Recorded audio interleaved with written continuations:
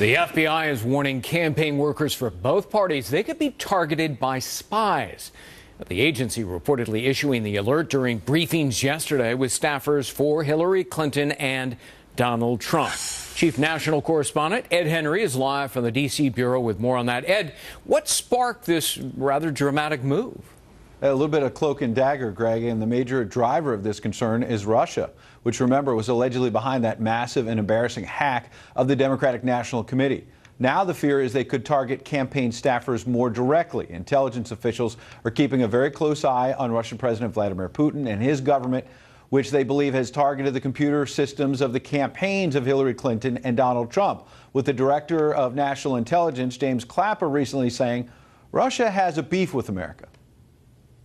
They believe that we were trying to influence political developments in Russia. We're trying to affect change, and so their natural response is to retaliate and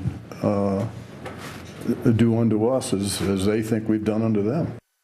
Now, there are currently no signs that either the Clinton or Trump campaigns have been breached, either their computers or individuals, but both have retained security experts, both of those campaigns, to protect them just in case, Greg. Yeah. Ed, is the intelligence community worried that campaign aides are being followed or otherwise monitored?